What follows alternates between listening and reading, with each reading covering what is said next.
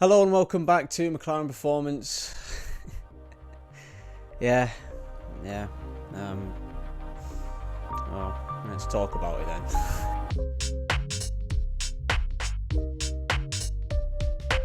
I was really hoping I could talk about something else this week. I was waiting to see if there's any other topics or something, but then obviously I watched the game. Missed the first 20 minutes, not that really matters. First half was alright. And then, obviously it was pretty terrible. And I knew I'd probably have to talk about it. I don't really want to be a Manchester United kind of programme or podcast or whatever you call it. But, this is kind of the topic at the moment.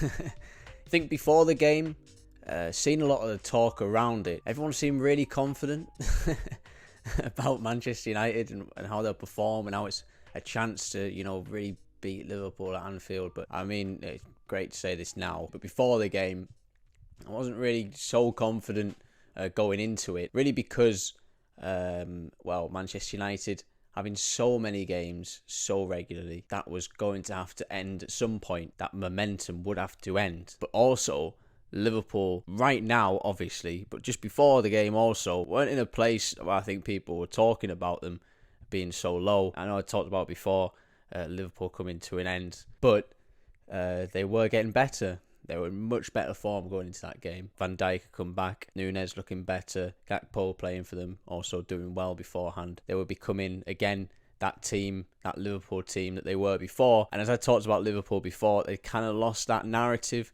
that they've had in previous seasons, that 7-year period building themselves under Jurgen Klopp, and they really had to reinvent themselves and find a new kind of narrative, a thing to push for. And right now they do have something to push for. They have top 4 to push for, and they are close to that. So they do want to win games like this, especially when it's something that's going to really help them turn around their season. People, in some ways, very fickle with regards to talking about Liverpool being so poor before and now saying how amazing they are now, and kind of the reverse of Manchester United, where obviously neither is really true. It is still one game, but it's a game that is quite telling for Manchester United where they are. And I think people have said it, and it is somewhat true. The reality really that is still there, the process that is still going on. I think everyone falls for this idea in teams of them turning a corner. I always hate that term, turning a corner. The idea that if you get to a certain point, all right, you've made it to that point, and now you can actually build on from there. But that's something that builds every day. There's still problems all the time. There's always still things to work on. Manchester United, I don't think it's difficult. You have to be very critical of them for losing 7-0. But I don't think it's so telling of them as a team and how they've done this season. It's not great, but it is still one game in the context of 38 or so. So it's still not the biggest thing in the world. I think there's two things that come to my mind with regards to Manchester United losing like that. First thing is more of a physical, a practical thing of not having that depth in squad, because there are a lot of fixtures. Nearly every 3 days a fixture coming along, and there's not a lot of room for rotation. There's not a lot of variation in that starting 11, and so players are tired. They are tired. I think it's so easy to get past that tiredness, to keep playing, to keep working really hard when you're winning, when you know that energy is being rewarded and you've got that momentum. But you could see that as soon as they realised that hard work meant that they weren't going to win the game, it's almost as if all that tiredness kind of caught up. All that mental tiredness and physical tiredness just suddenly hit for that last 45 minutes. I think also as well, to be kind of more critical, and it's something that's been blown out into proportion that I don't think is accurate, is a lack of leadership, and then with that a lack of togetherness. The finger has been pointed at Bruno Fernandes, but I think as a lot of people know in football, and I'm sure a lot of fans understand also, leadership is not just one person.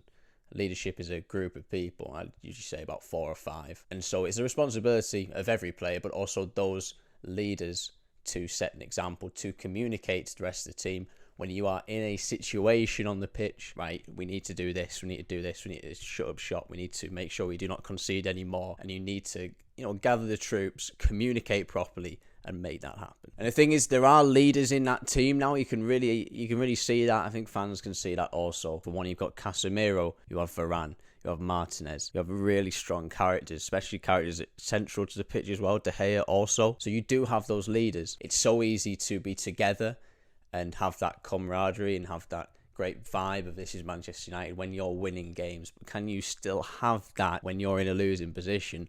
That is the toughest thing. When you're going through the worst periods, it's like people say, when you're going through the worst of times, that's when true character is shown. And that is somewhat the case with that game, I think. Not entirely, because I think there is those aspects of fitness also, and that's not an excuse. I think that is just football and the physical limitations that people have. But there is also that leadership and team dynamic and that camaraderie, that communication that really needs to still be grown. And I think with time, and that's why you can't be too critical of, say, Erik ten Hag, because these things do take time to build these sort of things, to have these sort of experiences. Hopefully, going forward, this is really the big question, and I think the most important thing is the next game. So how do you react to setback? I think this next game coming up now is probably going to be the most important of this season, to be able to show that you can react to something like that. Right, you've rested now, okay, it's the next game. Can you react? Can you show that after something terrible like that happening, you can still perform and be consistent in yourself? I think really important things also are still how you are consistent, your behaviours, like I was talking about there, regardless of things that happen. And that's why you see people like Varane,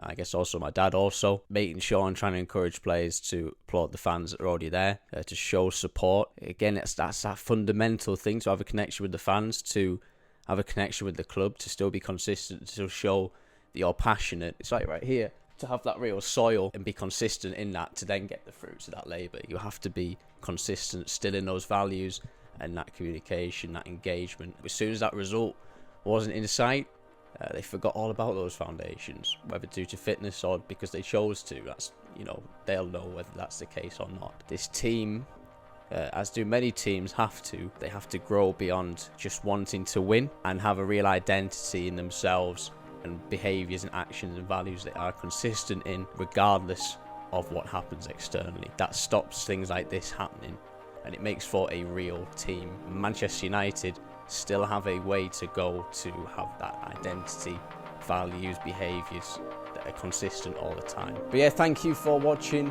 and listening, and I'll see you again next week.